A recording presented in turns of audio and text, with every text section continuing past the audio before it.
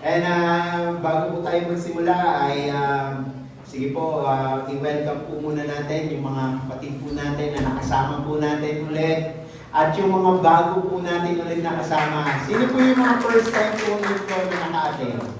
Taas po ang kamay. Yun, si Sister Teresa. Welcome po, Sister Teresa, sa gawain ng Panginoon. At welcome back din po sa mga ngayon na lang po namin ulit nakasama. No? Na-miss po namin kayo mga kapatid. Salamat po sa inyong pong pagdalo at ganoon din po sa bawat isa na narito. Muli, pagpalain po kayo ng Panginoon at purihin po ang Diyos sa inyong pong mga buhay. Amen. At ngayong pong umaga ay tayo po ay magpapatuloy sa ating pong pag-aaral dito po sa aklat ng Galatia. Handa na po ba tayo na mag-aral ng salita ng Diyos? Amen. Last Sunday, diniscuss po sa atin ng ating pong Pastor Jack yung Galatians chapter 2, verse 15 to 21. No, na kung saan tinalakay niya yung no more earning, only believing. No, which is ang main topic po natin ay yung tinatawag na justification by faith. No, na maituturing lamang na matuwid sa harapan ng Diyos. Kung paano, dito po, tinalakay po ni Apostol Pablo kung paano ba naituturing na matuwid ang isang tao. No, ito po ba ay sa pamamagitan ng paggawa or pag-exercise ng law ni Moses? Or ito po ba ay nakukuha sa pamamagitan po ng ating pong pananampalataya sa ating Panginoong Jesucristo? No, sabi po ni Pablo, it is not by our own works or good works. No, it's only by His grace through faith in Christ alone. Amen? Dahil remember, sa mga napag-aralan po natin sa aklat ng Galatia, si Pablo, palagi niya pong ine-emphasize yung salita na there's no male, there's no female, there's no Jews, there's no Gentiles. No, lahat daw po tayo ay nasa iisang bahagi ng pamilya ng Diyos at ito po ay dahil sa ginawa ng ating Panginoong Jesus. Amen? So, dahil kay Kristo, tayo pong lahat ay pinag-isa para maging pamilya o bahagi ng pamilya ng Diyos. But the main problem is this. Sa sobrang relihiyoso ng mga tao sa buhay, na po, may kilala po ba kayong mga taong relihiyoso sa buhay? No, sila po yung mga taong hindi po sila satisfied sa ginawa ng Panginoong Jesucristo, sa ginawang pagliligtas ng ating Panginoon. No, sila po yung mga tao na nagtuturo na hindi sapat na manampalataya ka o hindi sapat na ito ay maniwala sa ating Panginoong Jesucristo at maliligtas ka na. So para sa kanila, you need to do good works. No, dapat tapatan mo yung ginawa ng Panginoong Jesucristo para maging karapat-dapat ka na mapunta sa langit. No, ganito po yung eksaktong nai-experience po ng taga-church or ng mga taga-Galatia. No, na kung saan itinuturo sa kanila yung maling katuruan kung paano ba naliligtas ang tao. No, okay? Nagtuturo sila ng iba't ibang paraan kung paano ka mapupunta sa langit. No, para sa panahon po natin ngayon, marami pong nagsasabi na sila yung daan papunta sa langit. May dating daan, may bagong daan, may lumang daan. No, ang dami nila sinasabing daan. Pero alam niyo po ba, tayo pong mga Kristiyano or tayo pong mga born again, alam niyo po kung ano po yung tamang daan para sa atin? Na kung saan ito pong daan na ito ay hindi tayo maliligaw. Alam niyo po kung ano po yun? Dito po sa sinasabi sa John chapter, John chapter 14 verse 6, ang sinabi po doon ng ating Panginoong Jesucristo, ako ang daan at ang katotohanan at ang buhay. Walang makakarating sa Ama, kundi sa pamamagitan ko. No, para sa ating mga Kristiyano, walang ibang makakapagligtas po sa atin, kundi ang ating Panginoong Hesukristo lamang. Naniniwala po ba kayo doon, mga kapatid? Amen? Dahil, sabi rin po sa Gawa chapter 4 verse 12, walang sino man ang makapagliligtas sa atin, kundi ang ating Panginoong Hesukristo lamang. Bakit? Sapagkat walang ibang pangalan sa ilalim ng langit ang ibinigay ng Diyos sa mga tao upang tayo ay maligtas. Amen? So, kaya nga mga kapatid, palagi tayong mag-iingat sa mga bagay na pinaniniwalaan po natin.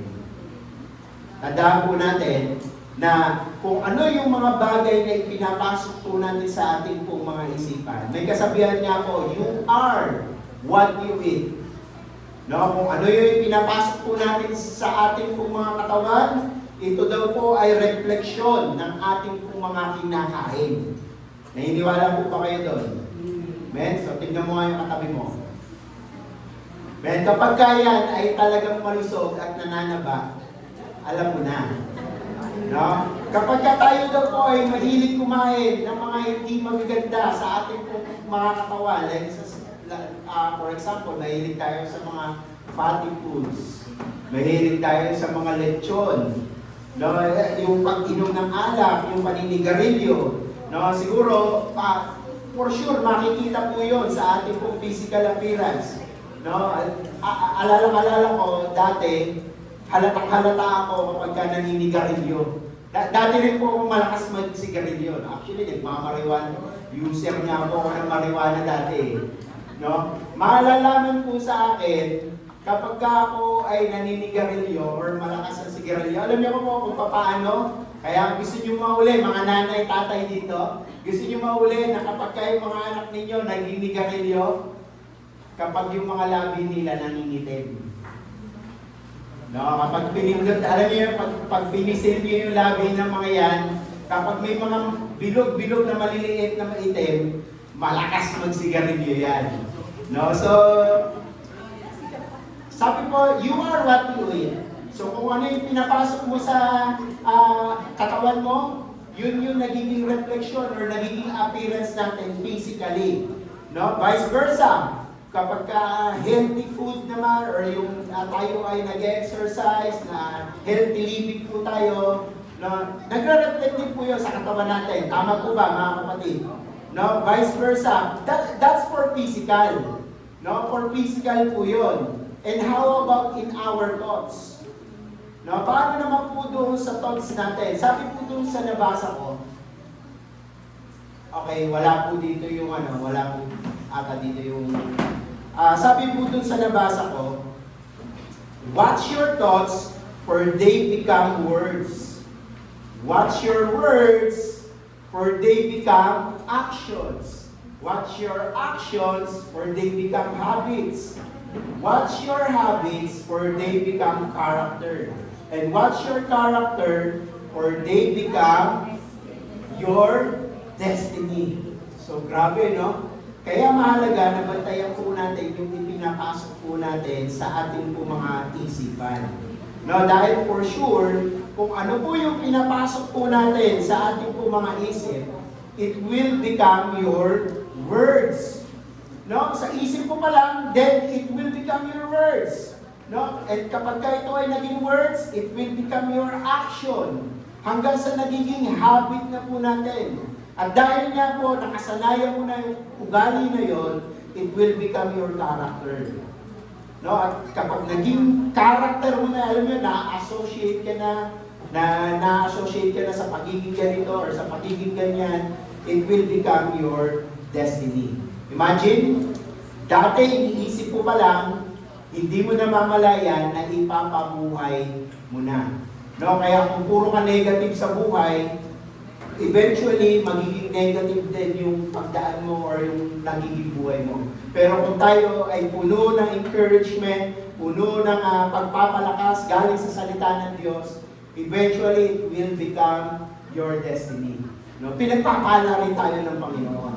Amen? So, kaya mag-iingat po tayo sa mga bagay na pinaniniwalaan po natin. No, because it's either it will lead you to God No? Yung iniisip mo, it's either it will lead you to God or it will lead you to religion. No? So ito, pinag-uusapan po natin yung mga paniniwala. No? At marami pong tao ang napapahamak at napupunta sa religion dahil mali po ang pinaniniwalaan nila patungkol sa Diyos. Dito po nakita niyo po yung may picture po tayo dyan, yung parang balita. Yan. So, yung balita na yan ay 2023 pa. No, toll death in Kenya, cold death rises to 226. So, nabalitaan niyo ba yan? Dati. So, ito pong balita na ito, isipin ninyo, meron pong isang taxi driver sa Kenya ang naging preacher. So, ibig sabihin, nangaral siya patungkol sa kinikilala niyang Diyos. No? At doon sa pangangaral niya, tinuruan niya yung mga tagasunod niya sa maling paniniwala. So, ibig sabihin, mali yung paniniwala ng taong to, ng itong preacher na ito. No? Ang sabi po niya, ang tinuro niya po doon sa mga tagasunod niya, no, kapag ginutom daw nila yung kanila pong mga sarili, at namatay po sila sa gutom, mapupunta daw po sila sa langit at makikita po nila yung Diyos face to face. No? Eh, totoo nga, kasi 226 yung namatay. Nakita talaga nila ang Diyos face to face. Pero judgment yun. No? Kumbaga, judgment yun. No? And grabe po yung paniniwala ng mga to. Amen? From faith to faith. No, na kung saan yung paniniwala nila, it will become their destiny. No, again, so be careful and be mindful of that. Dahil hindi porket may paniniwala ka or may pananampalataya ka, eh tama na yun.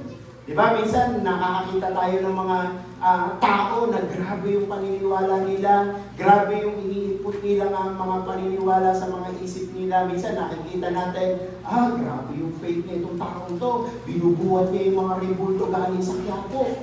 Di ba? Grabe itong mga panatan ng mga taong to, kahit na magkadigdikan. Napanood na kayo nun, every time na magkakaroon ng sa Quiapo.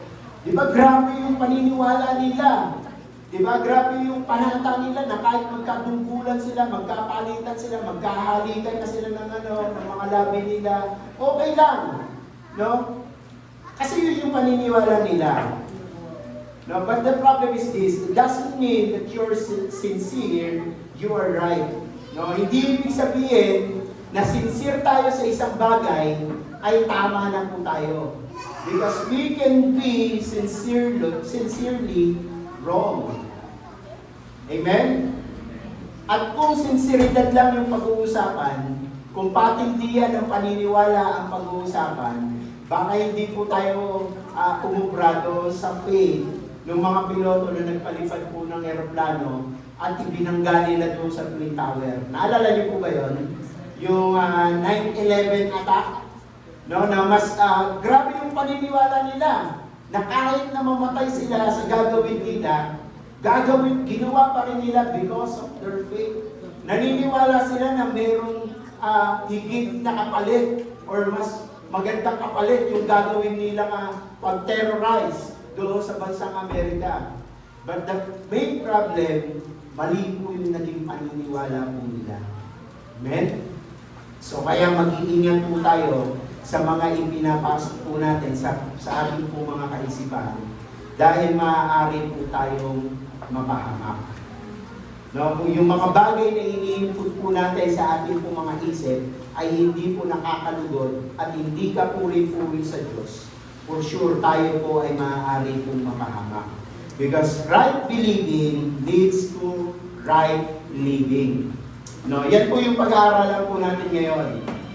Dito po sa aklat ng Galatia chapter 3, verse 1 to 9, no, ang pag-aaralan po natin is right believing leads to right living. Na kung tama ang paniniwala mo, tama ang maipapamuhay mo. Kaya nga po, last time, ang ganda po ng pinag-aralan po natin at mahalaga na malaman po natin, para kanino po ba tayo bumabangon? Amen? Para po kanino tayo nabubuhay. Sabi po sa napag-aralan po natin last Sunday, it is no longer I who lives, but Christ lives in me. Nung tayo po ay nakakilala at nung tayo po ay umanggap sa ating Panginoong Kristo, Christ gives us new identity. Binigyan niya po tayo ng bagong katauhan. No, kaya po mahalaga na tama po ang pinaniniwalaan po natin kung sino po tayo kay Kristo. No, na kung saan, kung malaman natin na hindi na ikaw yung dating MC, hindi na ikaw yung dating Patrick, hindi na ikaw yung dating Tatay Bear, no, ikaw ay isa ng bagong nilalang.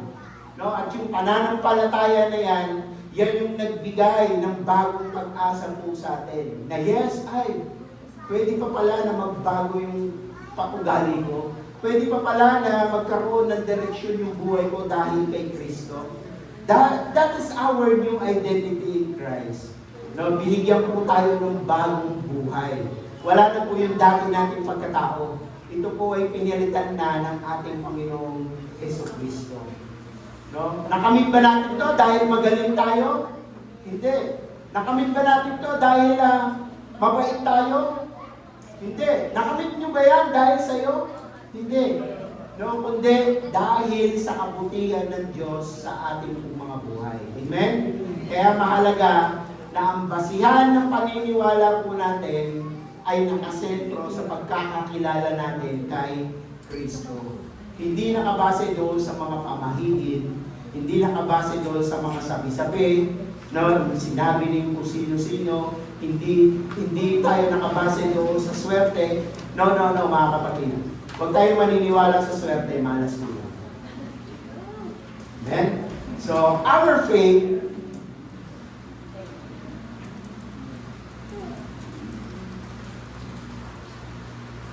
okay, so meron po akong inanda dito. Our faith is not grounded on the ever-changing opinion of man, but firmly established on the unshakable foundation of God's eternal word, with Christ as its cornerstone.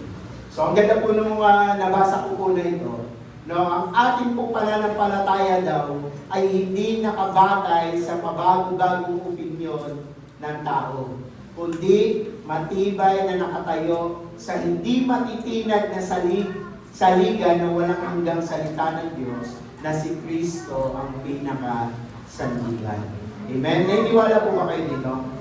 Amen? So, right believing leads to right living. Now, ano po ba itong right believing leads to right living?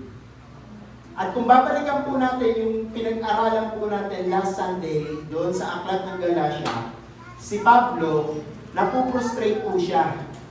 No, napuprostrate po siya dahil doon sa katigasan ng ulo ng mga taga-Galatia.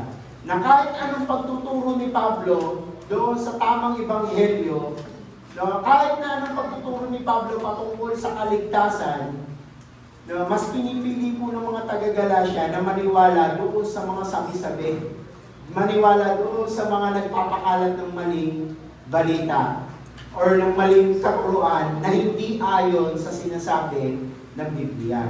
No, kaya nga po pagdating po ng verse 22 at 20 to 22, nasabi po ni Pablo na hindi na tayo dapat nabubuhay bilang mga hintil at bilang mga Hudyo, kundi dapat tayo po ay nabubuhay na para kay Kristo. So, ibig sabihin, hindi nyo na dapat kinu-question kung dapat ba sundin natin yung batas ni Moses dahil kailangan maging Hudyo kayo, kailangan magpatuli kayo.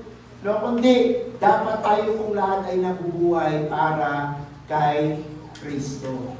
No, sabi po sa Galatians chapter 2, verse 20 to 21, no, hindi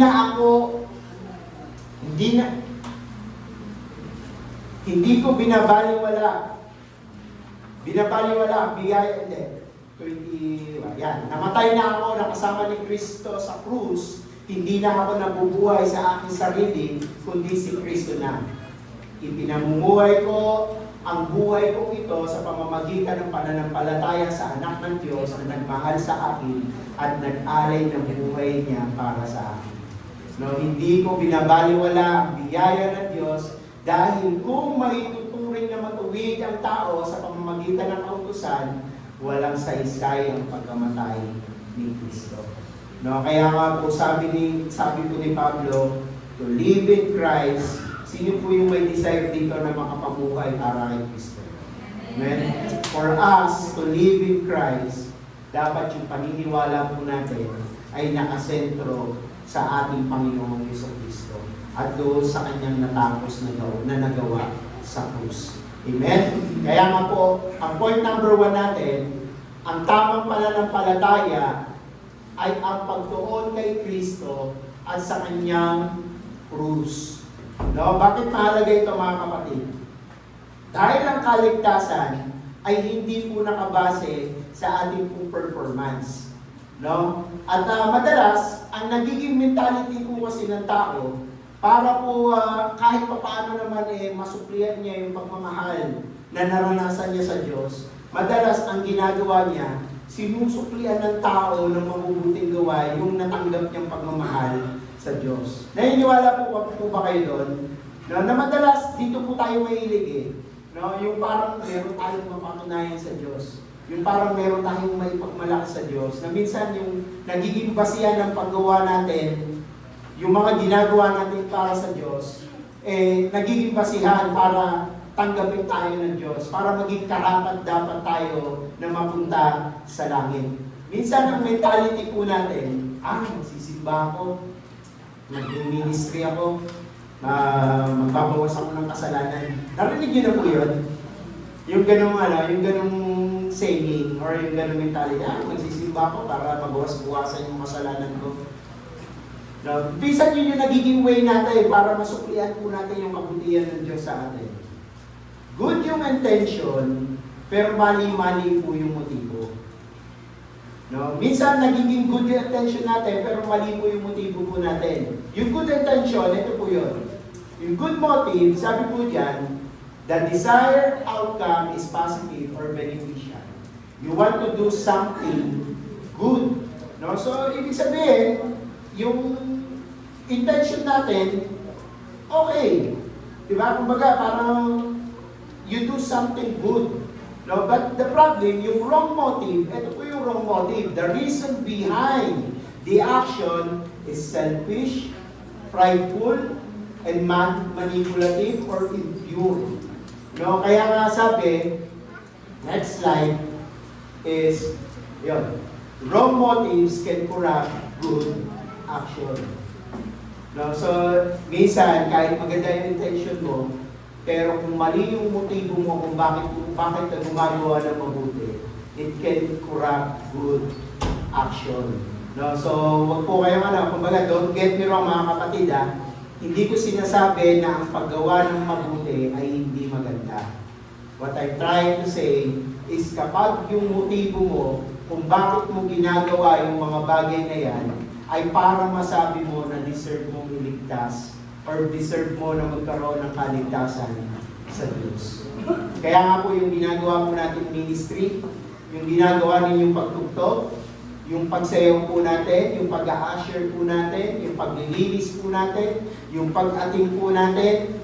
No, maganda po yun mga kapatid. No, kaya ituloy po natin ng ituloy po yun.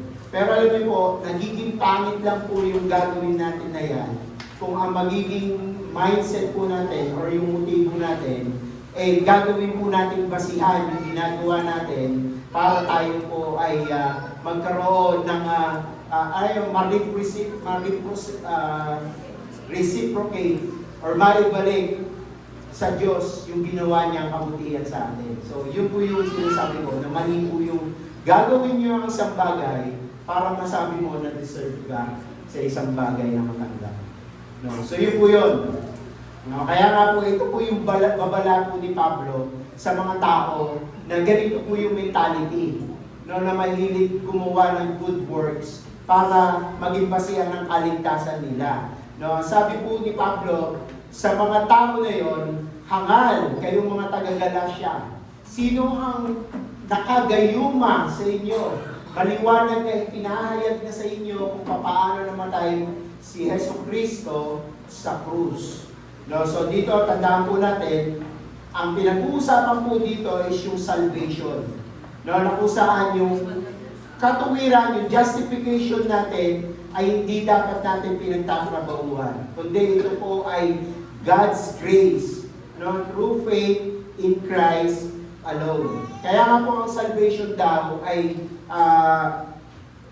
kapag ka ang salvation natin ay sinamahan po natin ng paggawa for us to feel na karapat-dapat po tayo sa Diyos. No? Ang sabi po ni Pablo, kahangalan daw po yun. No? Na-try nyo na po ba matawag na hangal? No? Hangal, alam niyo po, nung pinag-aralan ko po yung words na hangal, no? Sa Greek word, ang ginamit na word po doon ay ananetos. Ang ibig sabihin po ay walang wisdom or walang pananalig sa Diyos. No? Kundi, kaya hindi po ibig sabihin po na ito na pag sinabing hangal, wala kang utak or alam niyo yung B.O.B.O. or something ano. Hindi po ganon. No? Kaya nga po kung mapapansin niyo yung ating Panginoong Jesucristo, lagi niya pong sinasabi, oh, you, na ikaw na wala kang pananampalataya. So, ananetos po yun. No? Kaya nga po, ang ibig sabihin daw po ng ananetos ay wala daw po tayong wisdom na nanggagaling sa Diyos. Or wala tayong paniniwala or sapat na pagkaunawa sa Diyos. No? Kaya nasabi niya po, itong mga Galasya na to, para kayong mga nagagayuma. No? Dahil alam naman po natin na itong mga taga-Galasya ay mga Kristiyano na. Alam po nila talaga yung tamang ebanghelyo or alam po nila yung mabuting balita. Pero dahil nga po doon sa mga tao na nagpapakalat ng mga maling aral patungkol sa kaligtasan, sila po ay nalilito at para daw po silang nagagayuma. No? Ang hirap po nilang kumbinsihin. Parang tayo minsan, ang hirap kumbinsihin. No, para tayo minsan, ang hirap kumbinsihin doon sa mga luma nating paniniwala. No, kapag sinabi mag-move on ka na. Ow. No, pero ikaw still crying over spilled milk pa rin. Tama po ba mga kapatid? No, ang dami na nagsasabi sa iyo, mag-move on ka na. No, pero ikaw, denial ka pa rin sa sarili. Alam niyo po, sino ba nakaka-relate dito sa ganun? No, na alam niyo, ang hirap i-break yung old beliefs mo. Diba? Sabi nga po, kapag ang isang tao or kapag ang isang tao ay hindi makamove on sa isang tao or sa isang bagay, ang niloloko niya yung sarili niya. So, ibig sabihin, kapag tayo po ay hindi makamove on sa isang bagay or sa isang tao, ang niloloko mo yung sarili mo. At ang pinarurusahan mo ay yung sarili mo rin. Bakit? Dahil minsan takot tayong harapin yung reality. And so, parang naiba yung topic natin. Minsan mahirap po kalabanin yung sarili po nating paniniwala. No? Sabi nga po, lagi natin naririnig, the battle is in the mind. No? Napakahirap kalabanin yung ating pong mga sarili. So dito, sino po dito yung mga naniniwala na kapag ka nagsimba sa simbahan ay mababawasan ng kasalanan? O diba? May mga pailan naniniwala pa rin. Diba? Diba yan po yung mga lumang paniniwala na? Madalas, sa dami po ng paniniwala natin or paniniwala ng tao patungkol sa Diyos, minsan tayo mismo nalilito na kung ano ba yung tamang paniniwala patungkol sa Diyos. Kaya minsan pati tayo, parang po tayo nagagayuma, kagaya po ng illustration ni Pablo dito po sa Galasya. Na tayo rin po ay nalilito. Kaya nga po ang paalala ni Pablo, para hindi po tayo maligaw sa maling aral. At para po hindi po tayo matawag na hangal. No, medyo masakit sa puso yung hangal, no, in our times ngayon.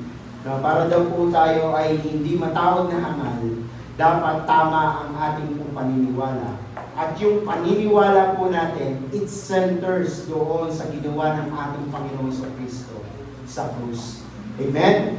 Right believing centers on Christ at doon sa ginawa ng ating Panginoon sa krus. Dapat palagi po natin isa-isip, palagi po natin isa puso na ang kaligtasan ay nakamit po natin hindi sa pamamagitan ng ating po mga gawa, kundi sa pamamagitan po ng ginawa ng ating Panginoon sa Kristo sa krus. Men, kung bakit po tayo malayang nakakalapit sa Diyos, ito po ay dahil sa ginawang katuwiran ng ating Panginoong Kristo. Ito po ay dahil sa pagkamatay ng ating Panginoong Kristo sa krus. Ang tawag po doon ay gospel. No? Kaya nga po malinaw na ipinaniniwalag po ni Pablo sa atin. Alam niyo po, ito po yung maganda po sa ministry ni Pablo.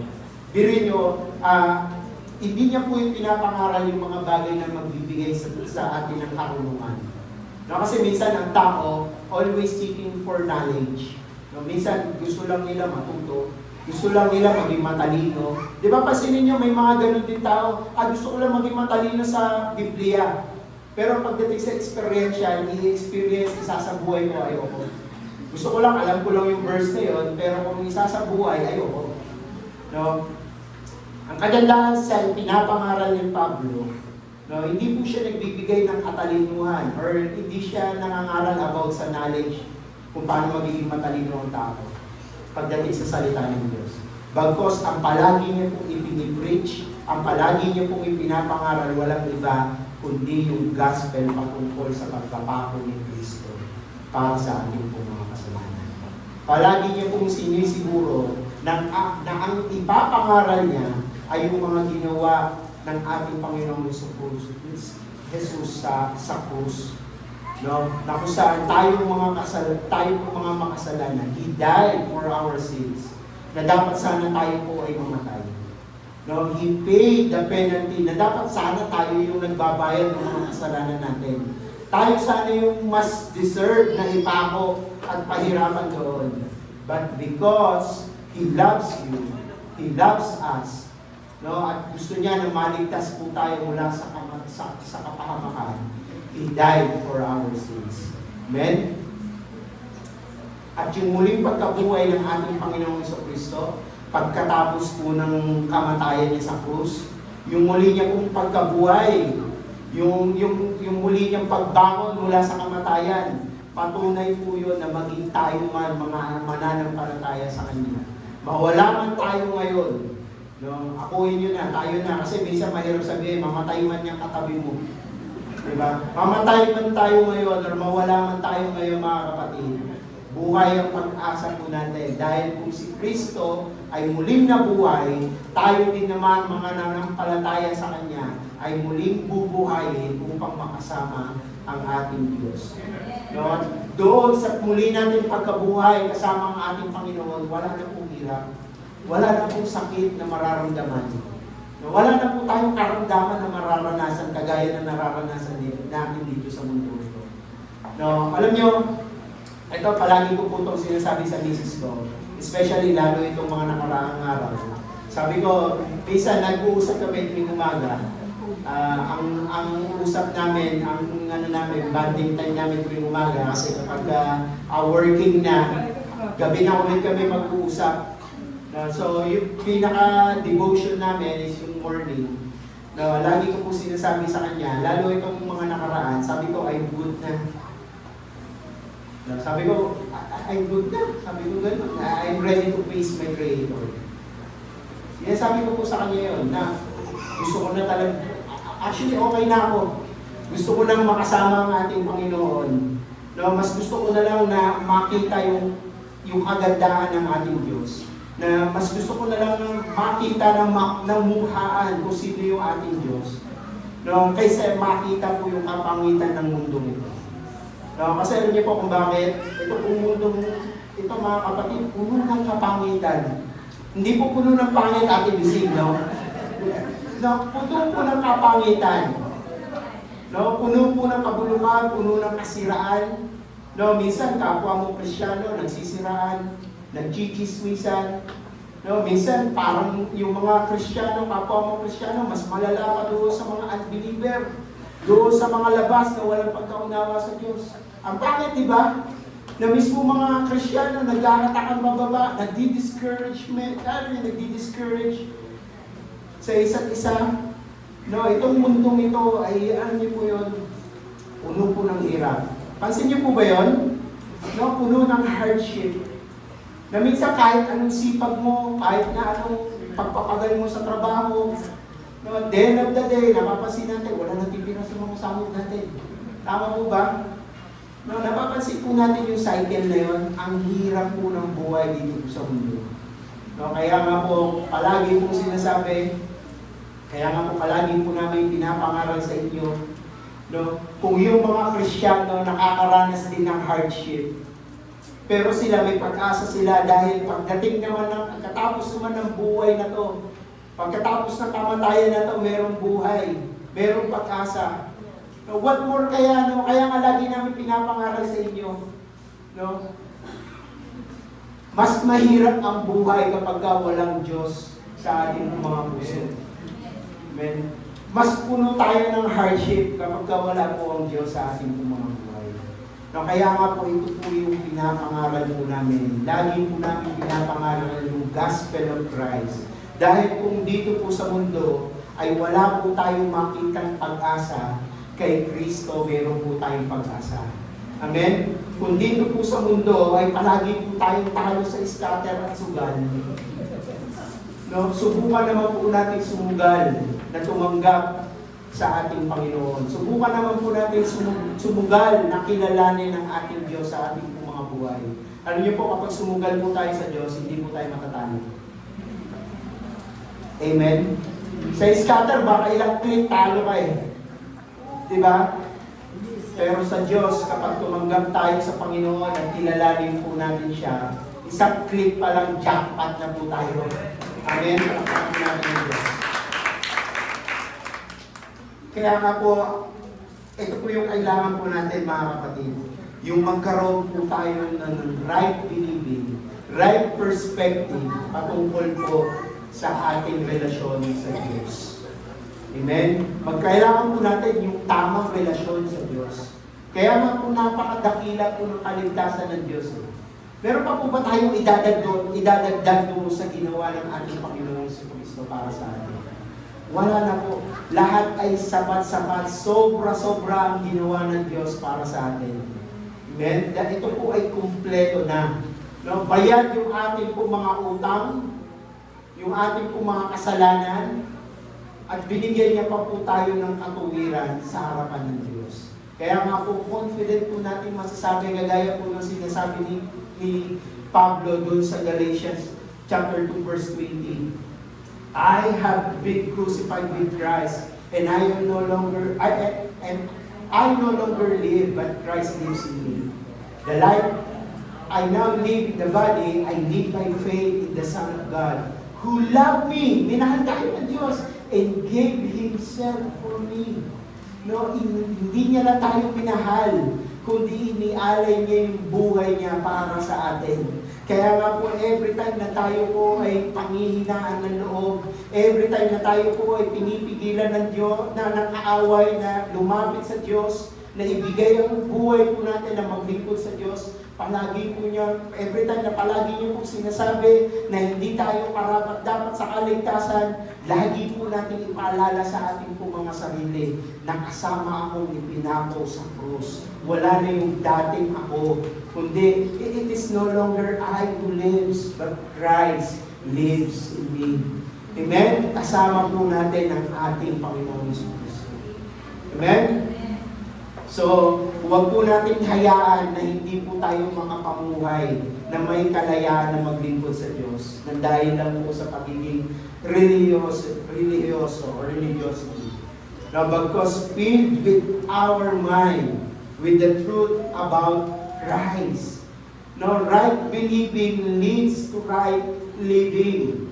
No, at yung second point po natin, ang tamang pananampalataya ay nagtitiwala sa Espiritu, no, sa banal na Espiritu at hindi sa lakas ng laman. So, ibig sabihin mga kapatid, malalaman natin na tama ang pananampalataya natin kung tayo po ay nagre-rely sa Holy Spirit at hindi sa sarili po nating mga lakas. Amen?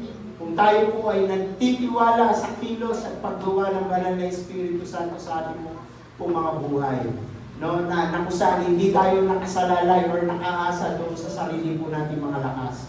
Bakit? Dahil sabi po sa Galatians chapter 3 verse 2 to 5, ito ngayon ang gusto kong itanong sa inyo. Tinanggap nyo ba ang banal na Espiritu dahil sa pagsunod sa kautusan? O dahil sumampalataya kayo sa magandang balita na napakinggan ninyo?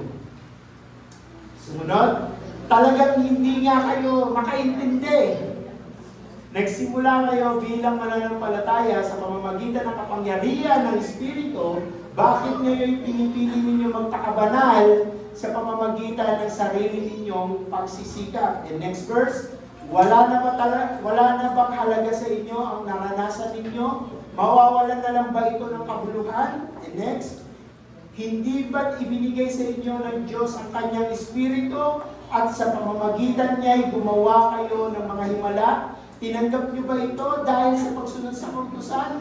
O dahil sumampalataya kayo sa magandang balita na napakinggan ninyo? No, now in this verse, sinagot po ni Pablo yung katanungan kung paano ba natatanggap ng isang tao ang Espiritu ng Diyos. Ito po ba ay dahil sa sarili po nating lakas? Dahil po ba naging mabait tayo at sinunod natin yung 10 utos ng Diyos? O dahil doon sa pananampalataya po natin? No, so in other words, mga kapatid, no, parang pinapaliwanag po rito na hindi dahil sa pagsunod natin sa kautusan or dahil naging masunurin tayo sa kautusan, kaya tayo nakatanggap ng Espiritu ng Diyos, kundi nakatanggap tayo ng Espiritu ng Diyos dahil po sa ating pananampalataya sa Diyos. Amen? Sa pananampalataya sa Kanyang anak na si Jesus Cristo. Amen? Kapag ang isang tao ay nag-born again, pansinin niyo po yun, kapag ka nanampalataya ka kay Kristo, alam niyo po yun, faith comes from, hearing and hearing. Now, kapag tayo po ay nanampalataya kay Kristo dahil sa pakikinig po natin sa salita ng Diyos, that is the work of the Holy Spirit. Now, ito po ay pagkilos ng banal na Espiritu ng Diyos. Kapag ang isang tao po ay naliwanagan patungkol po sa kanyang makasalanang pagkatao, na-realize niya na, makasalanan ko. Ang gumagawa po doon yung Holy Spirit. Ang kumikilos po doon yung Holy Spirit. Ang perfect example po dyan, kilala niyo po ba si Manoy? Sino po yung madalas mag-scroll ng Facebook? Kilala niyo po si Manoy, yung vlogger, yung anak ka ng alam niyo yan, di ba? Yung naririnig niyo madalas, di ba? Anak ka ng ganon. No, one time, ang ganda po ng testimony niya. Panoorin niyo po yung mga vlog niya po ngayon. No, hindi po yung mga dati niyang vlog, kundi yung bago niya pong vlog na kilala niya ng ating Panginoon. Na one time, naisipan niya po na magbasa ng Biblia. At doon sa pagbabasa niya ng Biblia, he realized kung gaano siya makasalanan sa harapan ng Diyos. And in yet, doon sa pagka-realize niya, naramdaman niya yung pag-ibig ng Diyos sa kanya. So, ang nangyari, iyak po siya ng iyak. That is the work of the Holy Spirit. Hindi niya daw po maintindihan yung nararamdaman niya. Ano niya po yun? Sinasabi niya po yun doon sa vlog. Hindi ko nararamdaman yung, hindi ko maintindihan yung nararamdaman ko. Basta iyak lang ako ng iyak. Nag-feel ko yung pag-ibig ng Diyos sa akin. Bakit kaya? Dahil ba gumawa ng mabuti si Manoy? Hindi. Puro nga mura yung niya. Dahil may nagpapalalamog ng hollow blocks eh. Pero alam niyo po ba na personally kilala ko? Hindi personally, pero kasabayan, nakilala ko po si Manoy personally. Kasi nag-vlog din po ako dati eh. Magkakasabayan po kami dati. No. Pero alam niyo po ba kung ano yung behind doon sa pagkakakilala niya sa ating Panginoon sa Kristo? Alam niyo po yung vlog na yun, scripted pa nga sana. Dapat. Scripted pa sana yun. Sasabihin niya lang na gusto niya lang sanang ipakita sa tao na nagbabago siya. Pero truly, naramdaman niya daw talaga yung pagkakakilala kung paano nangusap sa kanya ang Panginoon. Biro nyo from scripted, Gagawin niya sanang scripted yung pagkakakilala sa Diyos, pero tinutuon ng Diyos yung pagkakakilala ng ating Diyos sa Kanya. Amen. Kaya minsan, di ba, hindi natin maintindihan yung work of Holy Spirit. Now, from that moment, alam niyo po, from that moment, si Manoy ay nagkaroon ng pananampalataya na makilala ang Diyos. That is the work of Holy Spirit. Kaya nga, from anak ka ng po, ngayon anak ka ng Diyos yung binabanggit niya. Amen. Ngayon, yun yung sinisigaw niya. And same with us, mga kapatid. Nung tayo po ay makakilala sa Diyos, minsan, di ba, nagtataka po tayo sa mga sarili natin dahil yung mga bagay na hindi natin ginagawa noon, ngayon, kusa na natin ginagawa. Naranasan niyo na po ba yun? Yung dati, boring na boring ka sa pagsisimba. Yung dati, yung boring na boring ka kapag ka pinag-uusapan yung Diyos. Pero ngayon, ikaw na mismo yung nag-aaya sa misis mo, ikaw na mismo yung nag-aaya sa mga anak mo, sa mister mo, tara, magsimba tayo. Diba? Kaya nga po minsan, kapag ka isang tao ay naliliwanagan, kapag ka isang Kristiyano ay lumalago, at unti-unting nababago ang kanyang pagkatao, ito po ay hindi dahil sa sarili niyang lakas, kundi ito po ay ang pagkilos ng banal na Espiritu Santo. Kaya paano naman po natin mapapatunayan na ito po ay work ng Holy Spirit? Sabi po sa Filipos chapter 1 verse 5 to 6, dahil mula pa ng sumampalataya kayo hanggang ngayon, ay katulong ko na kayo sa pagpapalaganap ng mabuting or ng magandang balita. In verse 6, natitiyak kong ipagpapatuloy ng Diyos ang mabuting gawain na sinimulan niya sa inyo hanggang sa araw ng pagbabalik ni Kristo. Amen? Sino daw po yung nagsimula ng pagbabago sa isang tao? Walang iba kundi ang ating Diyos. Kaya that moment na may nagbabago sa ating pong mga buhay, hindi po yun dahil po sa ating pong mga ginawa. That moment na tayo po ay nag-grow at nagbabago, hindi po yun dahil sa ating pong mga lakas, kundi yan po ay dahil sa mabuting gawain ng Diyos na pinasimulan niya sa atin nung tayo po ay manampalataya at tumanggap sa ating Panginoong Kristo. At yung mabuting gawain na yun, na pinasimulan niya sa atin, ay ipagpapatuloy ng Diyos hanggang sa kanyang muling pagbabalik. Amen? So, ibig sabihin, mga kapatid, kaya kapag nagkakaroon po tayo ng desire na baguhin po yung ating po mga buhay, di ba, minsan nasasabi natin, Lord, gusto kong isurrender sa'yo, gusto kong mabago itong ugali ko, gusto kong mabago itong pagkatao ko. Yung desire na yon, hindi po yung dahil galing po sa atin, kundi sa halip, ipinagpapatuloy lamang ng Diyos yung kanya pong sinimula ng mabuting gawain sa ating pong mga buhay. At siya po yung nagbibigay sa atin ng desire or pagnanais na masunod yung kanyang kalooban. Amen? Sabi po sa Filipos chapter 2 verse 30, sapagkat ang Diyos ang siyang nagbibigay sa inyo ng pagnanais at kakayahang masunod nyo ang kalooban niya. No, kaya minsan napapansin po natin, no, parang gusto natin, Lord, dati ayaw mo nang mabago ka eh. Ayaw mo nang nire-review ka pagdating sa paninigarilyo, pagdating sa pag-inom ng alak, or pagdating sa paggawa ng masama.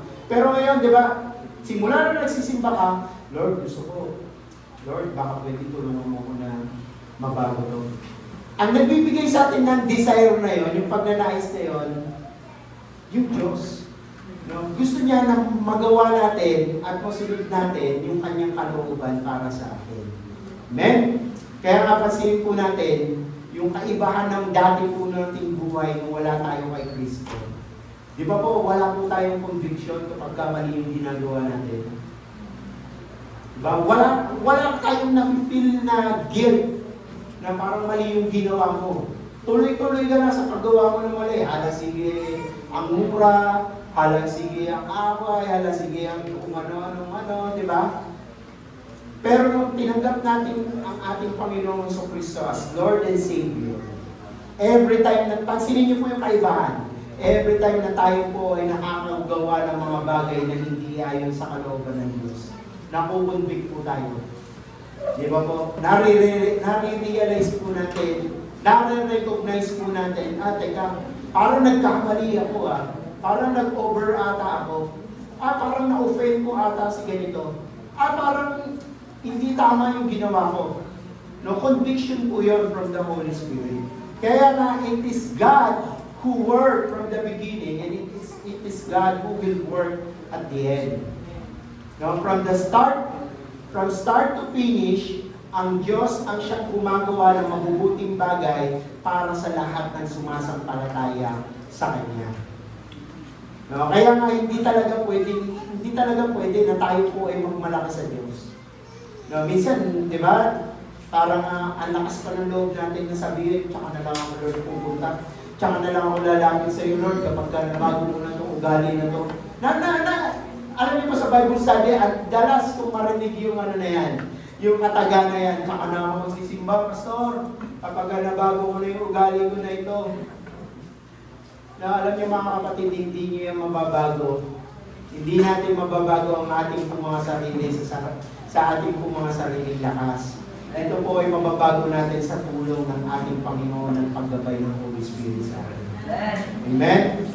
Kaya nga po, sa pinakamadilim na bahagi ng buhay po natin, no, ang liwanag ng banal na Espiritu ay hindi kailanman mawawala sa ating tabi.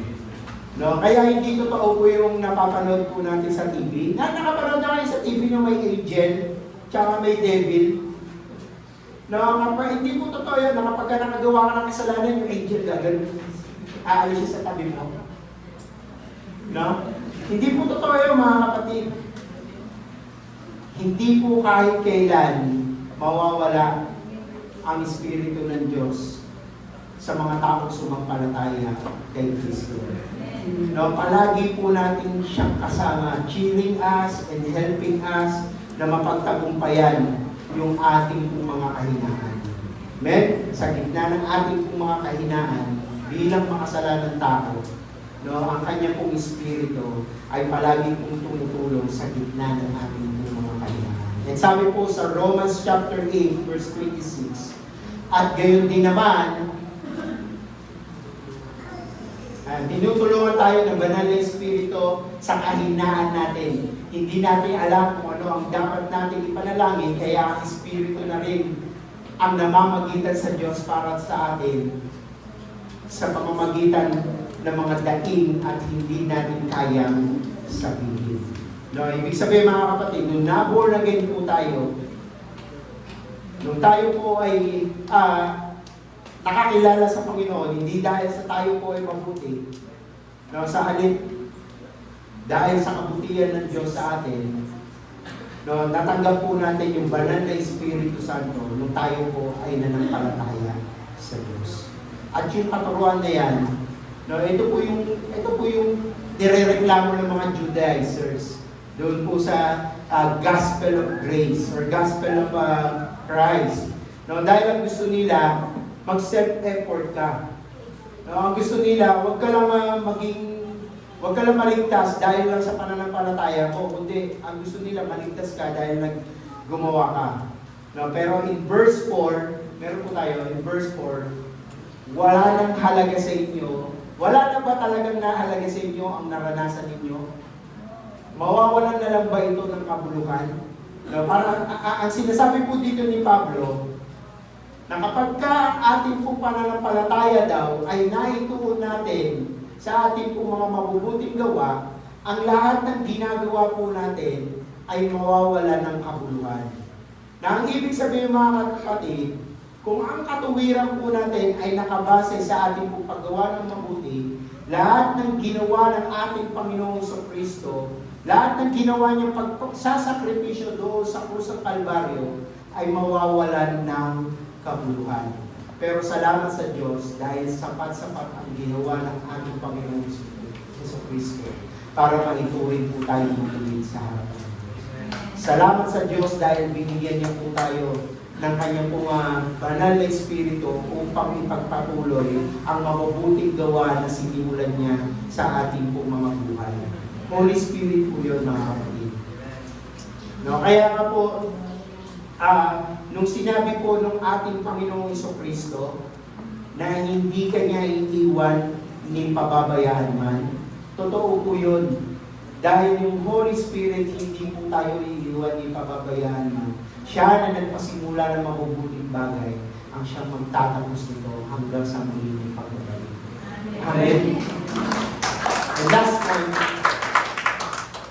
yung third point po natin, ang tamang pananampalataya ay sumusunod sa halimbawa ni Abraham. Now, in Galatians chapter 6, verse 6 to 10, tignan ninyo ang nangyari kay Abraham. Dito na lang po ako titingin kasi hindi ko makita. Tignan ninyo ang nangyari kay Abraham. Ayon sa kasulatan, sumampalataya siya sa Diyos, kaya itinuri siyang matuwid. Malinaw na ang mga sumasampalataya sa Diyos ang siyang tunay na mga anak ni Abraham.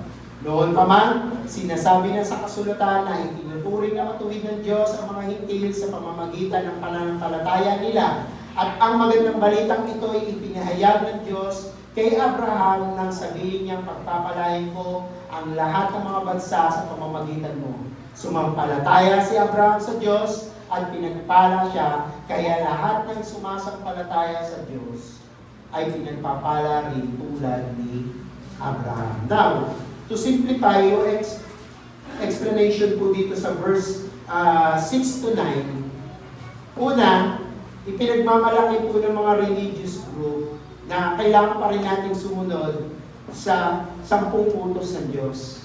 Doon sa Law of Moses, para daw po tayo ay maituring na matuwid sa harapan ng Diyos. At dahil nga si Abraham ay nagpatuloy, ibig sabihin ng nagpatuloy, kumbaga sumunod, no?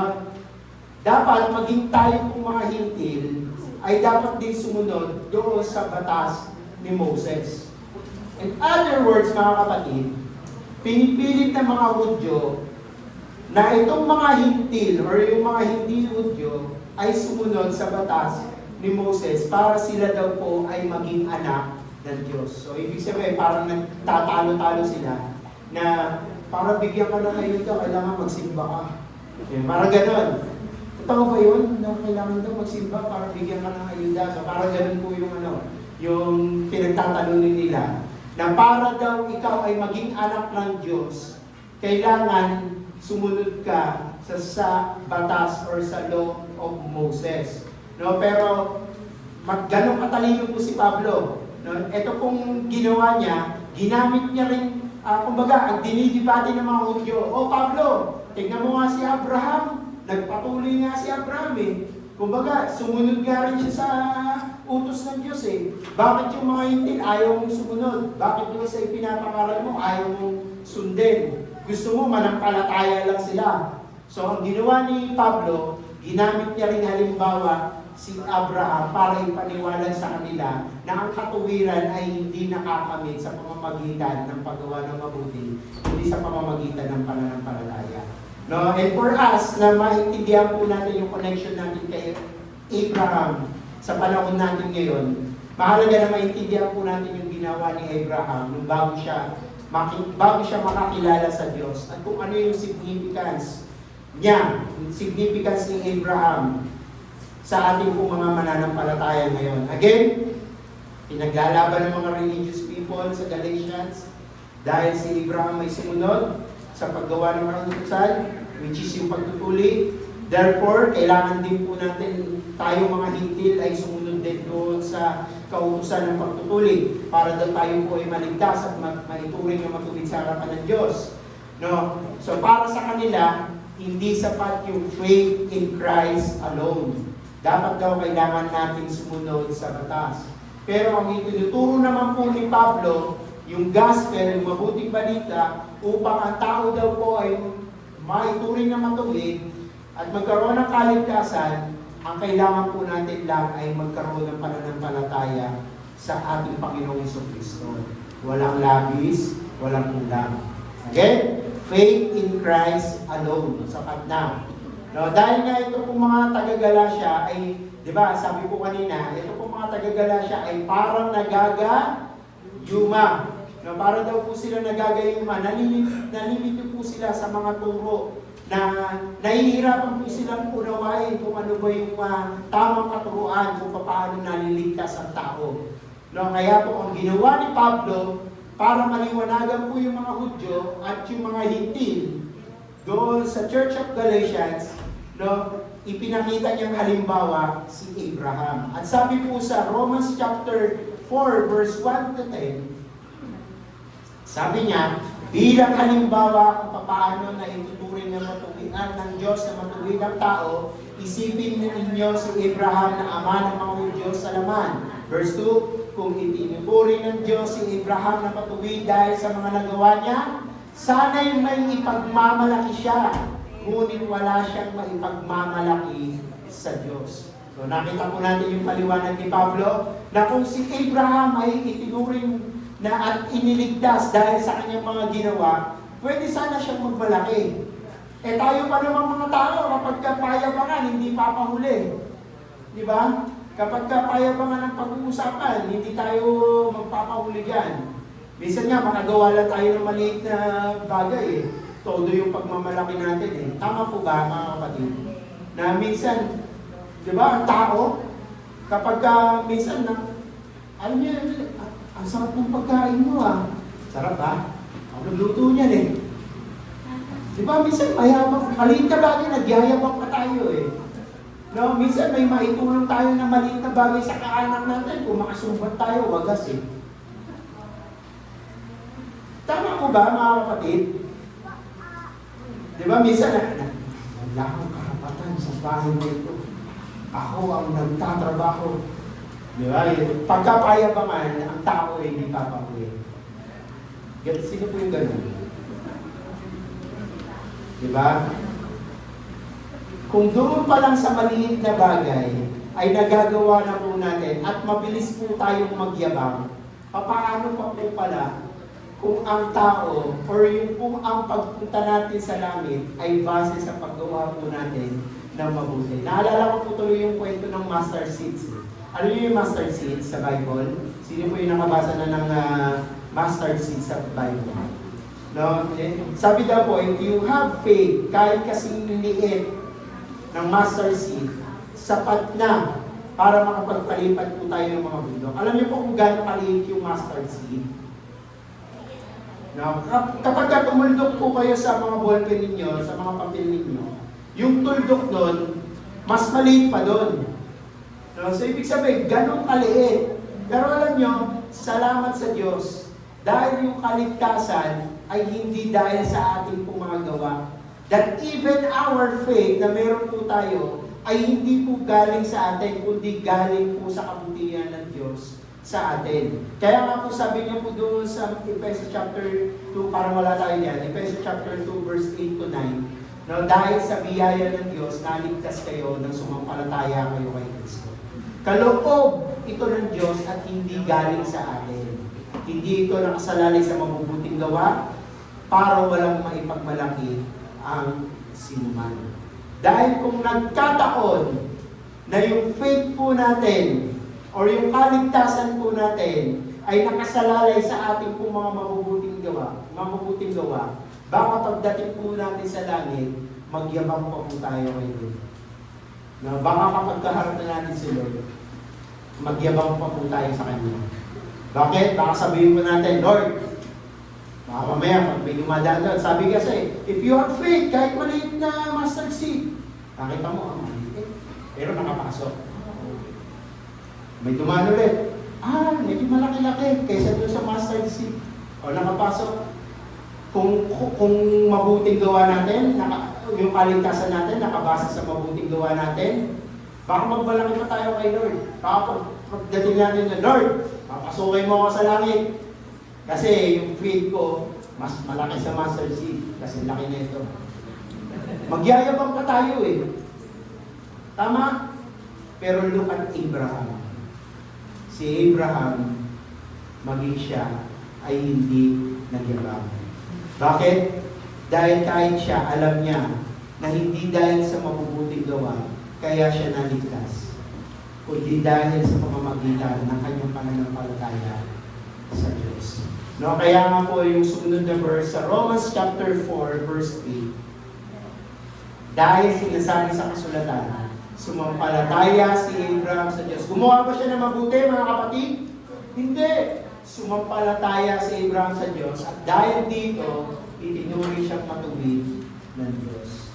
No? So malinaw mga kapatid, hindi dahil sa ating pong mga gawa kaya tayo naliligtas. Ito'y dahil sa ating pananampalataya sa Kanya. No? Kaya nga sabi po doon, sundin po natin yung ginawang halimbawa ni Abraham. No? Ang mabuting balita, alam niyo po yung gospel, simple lang eh. No? Manampalataya lamang tayo kay Jesus na namatay para sa ating pong mga kasalanan, na siya ang pinarusahan, na dapat sana tayo ay nagbabayad. No, kaya nga po ang kaligtasan ay hindi komplikado mga kapatid. His grace is sufficient for us. Ang pagpunta po sa langit ay hindi po mahirap. No, ang pagkamit po ng buhay na walang hanggan ay hindi po mahirap. No, tanggapin lang po natin ang ating Panginoon sa Kristo bilang Diyos sa tagapagligtas at mananampalataya sa Kanya po mga natapos. Amen? Again, ang pananampalataya daw ay yung right believing lead us to right living. Kapag tama po yung pananampalataya natin patungkol sa Diyos, it will lead us to right living. Makakapamuhay po tayo ng, alam niyo po yun, ng kalugod-lugod at naayon sa kalooban ng Diyos. Amen? Palakpakan po natin yung Lord, kami po ay nagpupuring nagpapasalamat sa Diyos sa umagang ito. Salamat po Panginoon sa pagkakataon na kami po ay magkatipon-tipon at makapag-aral ng iyong mga salita. Dalangin po Diyos na patuloy na ipaunawa niyo sa amin Panginoon yung mga salita ninyo na aming po narinig ngayong umaga.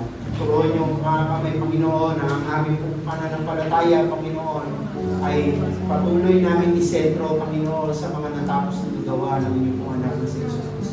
Tulungan nawa kami Panginoon ng banal na Espiritu Santo na siyang patuloy na sumasama, nagpapaalala sa amin Panginoon kung sino kayo sa aming pong mga buhay Lord God. Tulungan niyo kami Panginoon na masunod Panginoon ang kalooban ninyo para sa aming Panginoon.